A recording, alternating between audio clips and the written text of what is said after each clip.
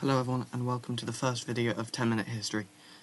Today we will be looking at the peace treaties of 1919 to 1923 and were they fair.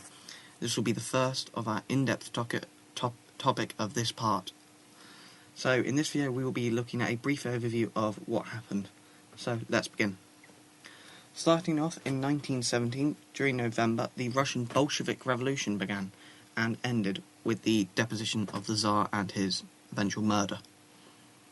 Now, we also know that as the October Revolution on the Gregorian calendar. Then, in 1918, in January, President Wilson of the United States, states his 14 points, which will become very important in some of the terms of the Treaty of Versailles. Then, in March, the Treaty of Brest-Litovsk is signed between Germany and Russia, and by November, World War I ceases and comes to an end. Then, in 1919, January, peace talks begin at Versailles Palace. Now, we will be looking at the major countries that were there and some of the less major countries and how that then impacted what began.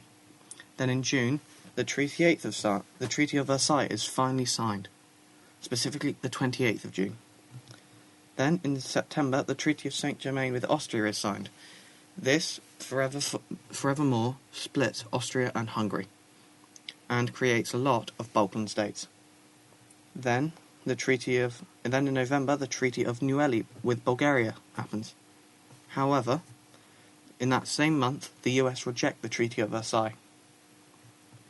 But this doesn't have much of an effect, as it has already been signed, and therefore they can't really do much.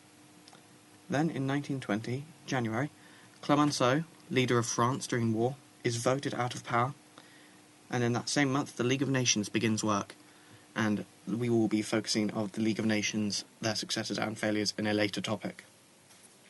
But, in March 1920, the US Senate refuses to join the League of Nations, which would have most of the major impacts for the League of Nations, since without the US, they did not have the major power required to deal with other countries.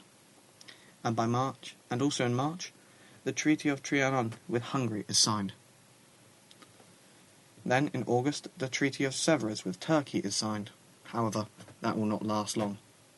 And in 1921, the reparations are finally agreed to be set out at £6.6 billion, and not Deutschmark, which will be quite a problem for Germany later on. But by March, Woodrow Wilson retires. Now, jumping ahead to 1922, by October, Lloyd George is then voted out of power, and he is the leader of the British. And finally, in 1923, in June, the Treaty of Lausanne revises the Treaty of Sèvres, which was with Turkey due to a revolution. Now, this video will act as a beginning section so that you understand the basics of what happened in these topics. And then in each video we'll then go in-depth further on each topic until we have finished it, which will then follow, and then the final video of each topic will be a knowledge recap and a potential quiz, so that you may test yourself. I hope you found this video helpful and informative. This has been 10 Minute History. Please like and subscribe. Thank you.